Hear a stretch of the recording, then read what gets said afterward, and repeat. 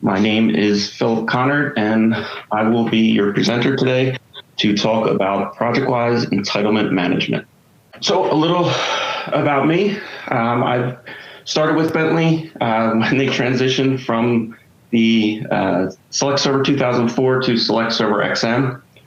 Work in the technical support group, fielding a lot of questions about that transition. Eventually found my way into the ProjectWise support team, and a few years ago moved into product management. In all, I've been with Bentley a little over 14 years, and today my primary role is product manager for ProjectWise design integration. So today I'd like to cover ProjectWise entitlement management, how it's done in Select Server, how it works, and how it will be done with the new the replacement for Select Server, the entitlement service. Also cover the different types of entitlements available with your ProjectWise subscription, passports and visas, and then also talk, if we have time, about the ProjectWise 365 entitlement management. This is a big topic. Got a lot of slides, try to do some live demos in between here. I will be monitoring the chat as well, so ask your questions away and I'll try to answer them as I go along. So Select Server and the Subscription Entitlement Service, or shorthand what we refer to as SES. What is the difference? Why are we moving away from Select Server into this subscription entitlement-based policy? Well, under Select Server, it was a single activation key to have access to all products. With an entitlement subscription service, it's now a user profile based. So it gives admins a little more control over what software the users can run. It also goes back to that pre-XM way of licensing, back the old Select Server 2004, where there's a heartbeat connection between the software and the licensing service. So administrators can now get a near real-time dashboard of what software is currently in use.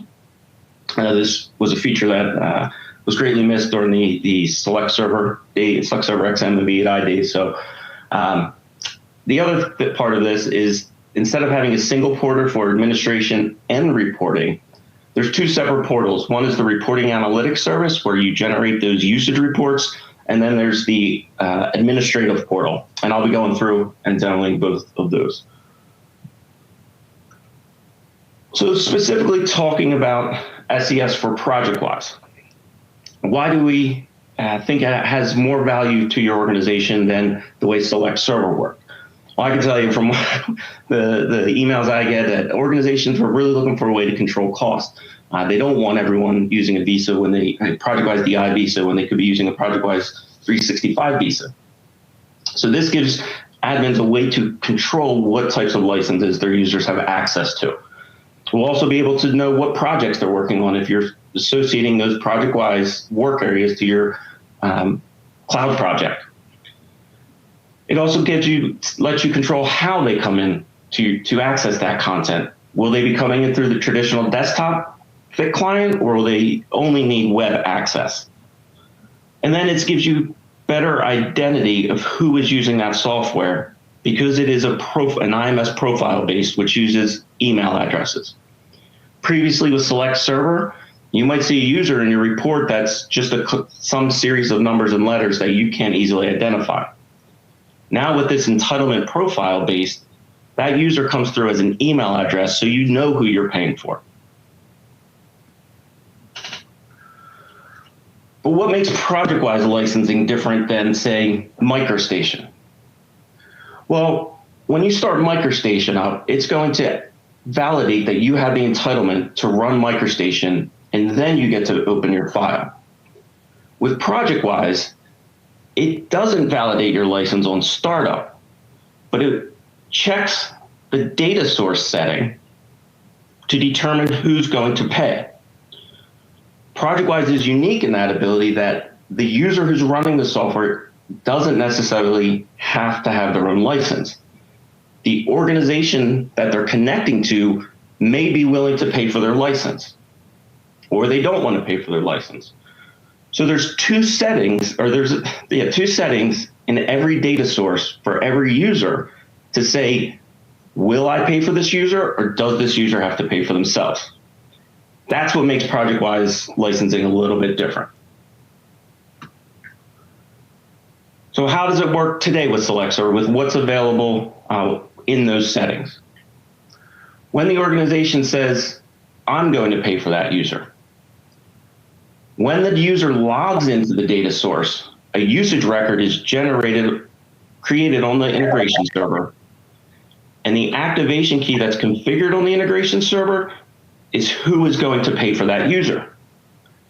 When the admin says the user has to pay for themselves and changes that setting to client-based licensing, then the usage record goes against the activation key on the user's workstation, which is typically different from the ProjectWise server. One big thing that I like to clarify and separate is the difference between access to a ProjectWise data source and product activation. Access is, do I exist in this data source as a user?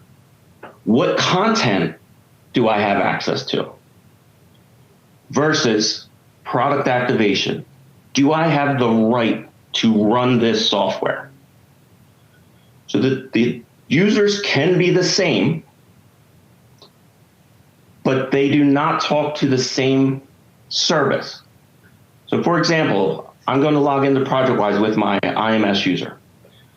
We're going to take that IMS token from the connection client, and it's going to query an entitlement service. That entitlement service will say, this IMS profile belongs to this organization, and this user has the right to run this software. Then we'll take that IMS token and we'll ask the ProjectWise server, does this user have access to this data source? And then ProjectWise Access Control kicks in and says, all right, here's all the folders and documents you have access to. So the same user token is sent to two different services,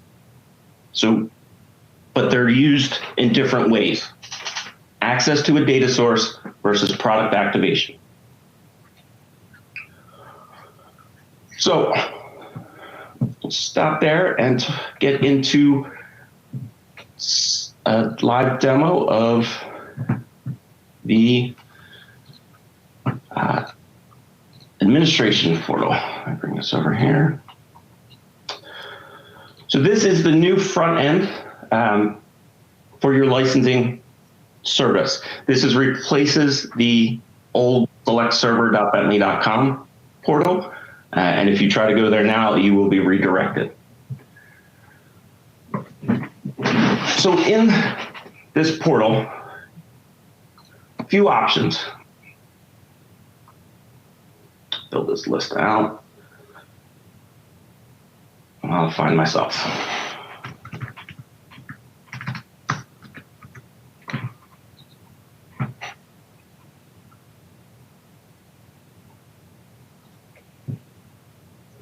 There's a lot of Bentley colleagues and software, so it takes a little bit longer. So now I can go in here and say, I do not want Phil to be able to use ProjectWise Explorer.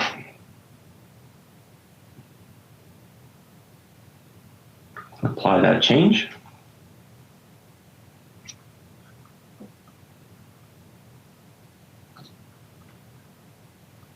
And now we'll see in the Bentley licensing tool, this is the new previously allowed. I'm going to refresh it. Now it's disabled. So when I go to start up ProjectWise Explorer, it's doing on the other screen.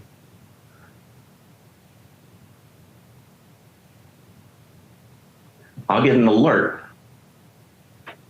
that says, I'm not authorized to run this software.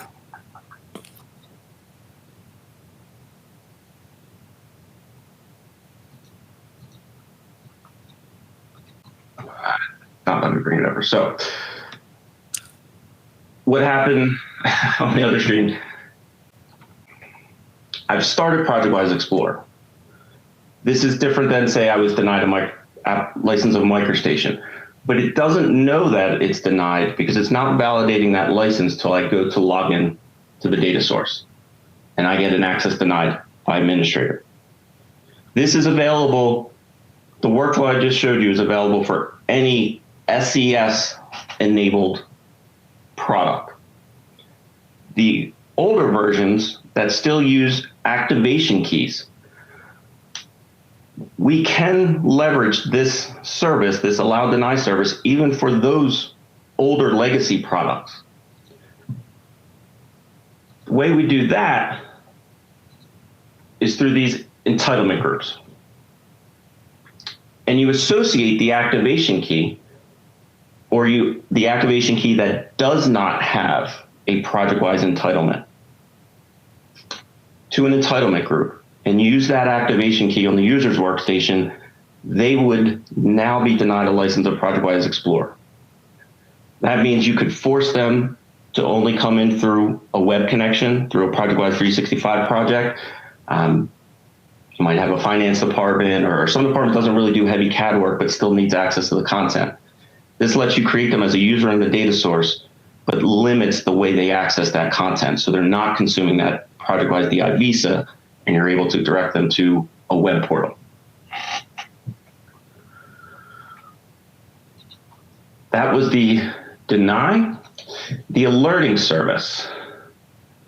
So this alerting service lets administrators limit how much any application, the number of seats that can be in use at a single time. It lets you set your own usage threshold.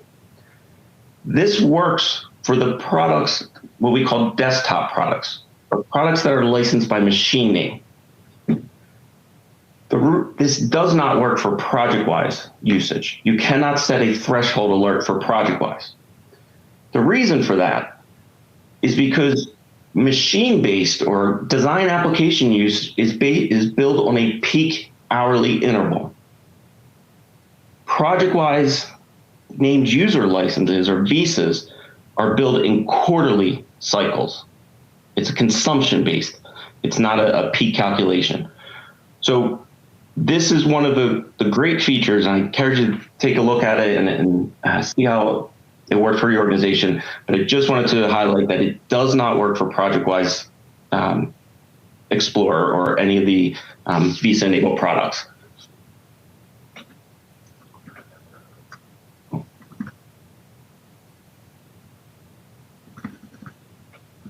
And entitlement groups, covered that one.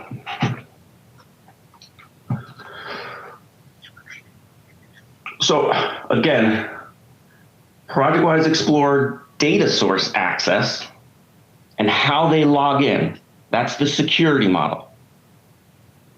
Are they a logical ProjectWise user?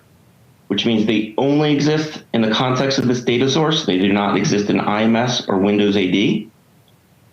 Is a Windows account or Windows synchronized, which is the traditional way of bringing users into a data source, or are they a federated IMS user using connection client to sign in? That's the access to a data source. What controls who is going to pay for that user is this user setting. Is the top one the server? Is the server. The owner of that data source, the organization that data source belongs to, will pay for the user configured with the top radial button. The lower button means the end user pays, or whoever's paying for the MicroStation license, because all usage is on the client's workstation. So with our most current version of ProjectWise Explorer, ProjectWise Explorer 3.4, this was a first release of a version of ProjectWise that utilizes SES for licensing. However, there's an incompatibility between an SES client and the ProjectWise server who is still using select server licensing. So for that reason, ProjectWise Explorer 3.4 requires all users to have their own visa entitlement. You can think of it as it's defaulting to that second radial button where the client is always going to pay. This means if you're using this version and connecting to a data source, you are paying for that license. Previously, the owner may have been paying for you, but if you upgrade to this version, you're going to pay. Or organizations may never want to pay for someone outside of their organization and always want users to bring their license. Well, we now made that an easier transaction. Through the new Virtuosity site that was launched last year as Bentley's e-commerce site, you can now purchase a ProjectWise DI Visa or ProjectWise 365 Visa right through Virtuosity. Pay on the web, get your fulfillment papers. So try to simplify that process of acquiring a ProjectWise license. However, once we have the SES version of the server, that functionality will return. It will still give administrators the flexibility to say who's going to pay. It's just a technical limitation with this version of ProjectWise 3.4. If there's a user that you do need to pay for, contractual obligations, then you just have to stay on a previous version of ProjectWise Explorer that uses activation keys. So 3.3 or earlier.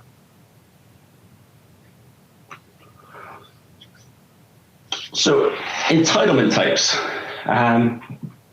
Talking about the difference between a ProjectWise DI Visa, ProjectWise 365 Visa, and also the passports. This ProjectWise 365, starting to hear more and more about it. It is not a replacement for ProjectWise Design Integration, but it's another offering from Bentley for those types of projects where a full server, database, user sync service, where the full implementation of ProjectWise, it just might be too much for this project. So that the DI will still be there. We will still have ProjectWise Design Integration. Current users of it who are familiar and already creating projects there, please continue to do that. But this is just the ProjectWise 365 it's a different market. It's just for those more lightweight projects. But there's a set of shared services between both platforms, the ProjectWise 365 platform and ProjectWise DI. We used to have them under the connect.bentley.com portal. It's still available there, but we're starting to make that move towards ProjectWise 365 projects versus the Connect projects. But those shared services, the ProjectWise 365 services, deliverables management, project insights, issues resolution, PDF markup, they are what really makes up your ProjectWise 365 Visa. A lot of that used to be included with the Connections Passport. But over the years, the Connections Passport was a type of license that did not only fulfill for ProjectWise specific products. You could get AssetWise licenses through a Connection Passport, STAD country codes, RAM things. So as we're slowly trying to pull some of that apart, the Passport, just because it has created confusion over the years of what is actually licensed by a passport. So to try to help simplify that, that's partially why we're introducing this ProjectWise 365 Visa. A lot of what the licenses that were previously under a passport that's what's parked under the 365 Visa, but the ProjectWise 365 Visa also includes that ProjectWise 365 project access. Get into that a little more. So, as I said, we're trying to move everything towards ProjectWise 365. The Connect project landing page didn't have much intelligence about the project. There's a series of tiles, maybe a map, and you got a list of project participants. We wanted to provide more value for when you come to a ProjectWise project. So we're moving the front door for that web access away from Connect and to ProjectWise 365. There, that landing page has the same functionality, but instead of just those single tiles where you have to drill into it, you have a more robust interface, something that tells you a little more about the project, change some of the navigation, and we'll show you some of that. So you can still continue to use any projects at connect.bentley.com. If you're looking to create new projects, I encourage you to go to ProjectWise 365. You will never be billed for both a DI visa and a 365 visa in the same billing period. Bentley will only charge a user the one type of license, whatever the highest of the two is. So let's talk about the compatibility matrix, as I call it. This is how the different types of licenses, the capabilities and the services that enable them. If you need read-only access to ProjectWise content, the service that you would use for that is ProjectWise WebView. There's no additional user charges for that. It works pretty much the same way it did with the WebView V8i. It's included with your ProjectWise subscription, and there's no additional user cost. The passports still, there's still products in use that consume that passport license, them desktop products. So we still have to license them. So for that reason, we do have Navigator and Interplot Organizer as passport licenses. But really, you're seeing the ProjectWise 365 cloud services being moved over to this 365 visa. And that's where you can have that auditability, you can store your documents, RFIs, issues, I won't read through the whole list. But it's only at the very bottom row where you actually consume a ProjectWise DI visa when you log in through ProjectWise Explorer. And that's the full end-to-end robust workflow capabilities with application integration and ICS automation, PDF workflows. So hopefully that helps clarify some of the differences in licenses. But let's talk about personas. Who would really need to use that type of license? So if there's a reviewer, someone just needs to pull some PDFs out for the day, go on site, they can use the ProjectWise WebView service. If there's a contributor, they're just uploading documents. They might be using some CAD work, but they're not really doing dependency management and things like that. They can still access the content in a DI data source through the work area connection in a ProjectWise 365 project. But really, it's the more lightweight contributor role than what you would say is your designer. They can use ProjectWise 365, upload documents to your ProjectWise data source through the work area connections. And even if they need to sync content down now, we are in an early access or tech preview of the ProjectWise Drive capability. That would still only utilize the ProjectWise 365 visa. And then we have the designer, your traditional ProjectWise Explorer user or ProjectWise data source administrator. They need full access. They're defining workflows and states. They're setting up the attributes or using Revit, Civil 3D, MicroStation, OpenRoads. That's your ProjectWise Explorer user using the traditional, or ProjectWise VI Visa user using ProjectWise Explorer. Okay. Next, I wanted to show the reporting analytics portal to show how to generate some usage reports from ProjectWise. First one that jumps out is the visa consumption. This will tell you what type of visa is being consumed at your organization. Is it an AssetWise visa? Is it a 365 visa? Is it a DI visa? So let's go. Oh, I already got. I have Bentley selected. Choose your billing quarter. Not everyone has calendar quarters, so this is broken down by that. But here you'll see whether it's a Synchro visa or a ProjectWise visa. we'll get that total count of usage. You can see by country. And then if you want to see who the users are that are consuming that, this is easily exportable to an Excel list as well. But if you want to know a little bit more about that usage, because ProjectWise licensing is named user licensing, it follows the user, not the machine. That's why we use daily user for ProjectWise licenses.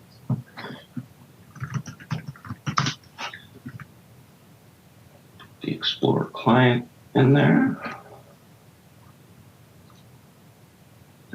Last 30 days. Now I get a little more information about this. I know the country, the Windows username, the IMS username, the usage date. I get some duration, some start-stop times. But I just want to say, be a little careful about using this duration to interrogate a user's ProjectWise time in a data source. The ProjectWise, these subscription analytic reports are usage reports. So everything is in licensing intervals. And it's not what should be used to ask how much time a user was in a data source, or what did a user do in a data source. For that, we have a ProjectWise audit trail. And that would show you true time or activity of a user in a ProjectWise data source, where this report is really about billing usage. And the times and the intervals will always be in licensing, not true user activity. Just a little sidebar there. If you want to know what version your users are running, do we have everyone on 4.3.4 so that I know they're using SES? Or do we still have any V8i laggers out there? You can now go and see that, what versions are in use.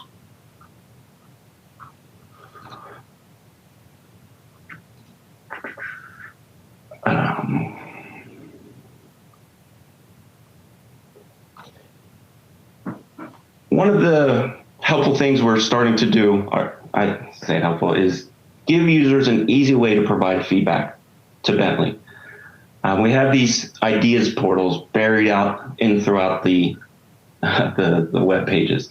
So if you see this feedback button, you'll notice it opens up to we call it an ideas portal, where anybody can come in and submit an idea for something they'd like to see in the usage reports. Or someone may have already submitted your idea, and you can upvote it so that they know, the licensing, the analytic developers know what features to work on next. We have the same feature in ProjectWise Web. If you click the 3 buttons up there, you can provide ideas or new user feedback for what you'd like to see in ProjectWise Web and Drive.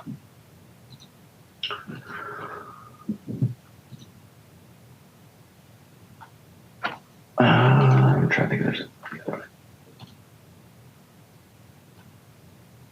That's the real-time application usage report. You'll see. I don't know if I should do this for Bentley. It might take a little bit too long.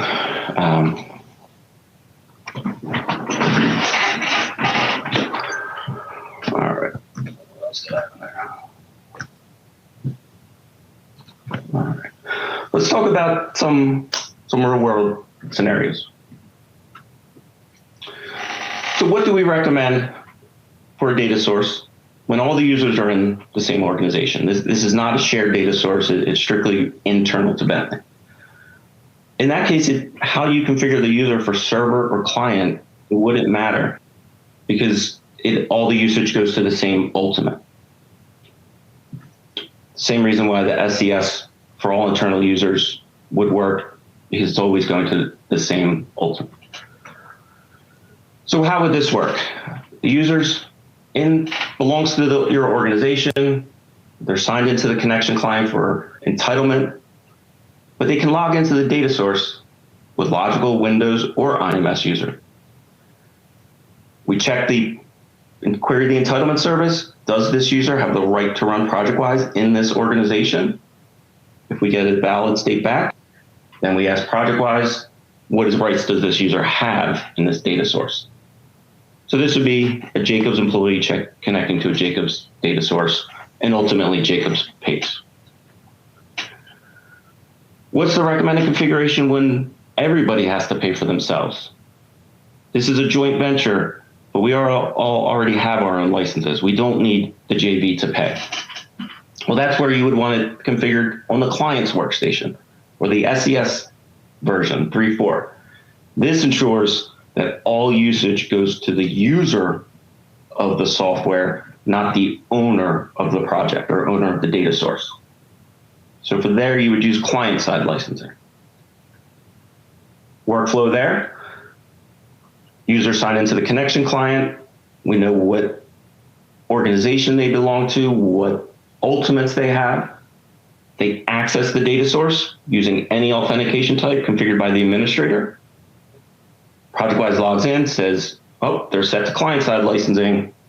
I'm recording this on this workstation. That user is going to pay.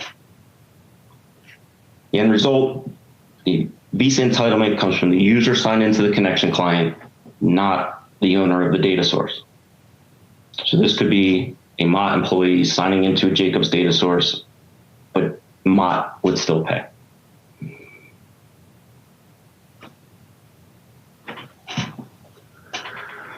So what's the recommendation configuration when you want to pay for some users, but not all users? That's where you would go into at an individual user basis inside of each data source and set them to the appropriate configuration. If you want to pay, set them to server. If they need to pay, choose the second radial option, client-side licensing. This is how to control the cost for your ProjectWise DI visa. Then, as I said, if there's a data source owner that wants to pay, contractually obligated to pay for all usages associated to this project. For that, everyone's set to server-side licensing, or you may have a supply chain user who doesn't have their own license and isn't going to buy one. For that, again, server-side licensing to pay for that ProjectWise DI visa. Kind of covered this one a little bit. What if you want them to give them access to the content in that data source, but you don't want them coming through Explorer because it's too costly? For that, they get web-only access to support that workflow. That would not consume the DI visa, but instead the ProjectWise 365 visa.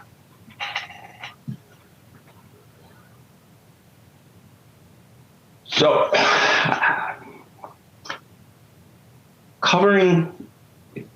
talking about ProjectWise 365 visas, I spent the last half hour talking primarily about ProjectWise Explorer and the DI visa. Cloud services usage, much simpler. It uses a SaaS or a cloud-based version of the SES service. So it's not actually reading the user in the connection client the way desktop products do. But to access anything that's connect.bentley.com or ProjectWise 365, you have to sign in with IMS first. And from there, we'll know who you belong to, what entitlements you have, what projects you've been invited to or already a member of. So for that, because it requires IMS, all cloud service usage is billed to the organization of the IMS user. If you invite someone to a project who does not have a license, then you would assume that cost, because the next tier we go down is, if we don't have an ultimate, if we don't know the organization the user belongs to, do we know who the project belongs to? And then the ultimate is charged, or the project owner. But if you invited someone who had their own license and they were external to your organization, we would still charge the user, not the project.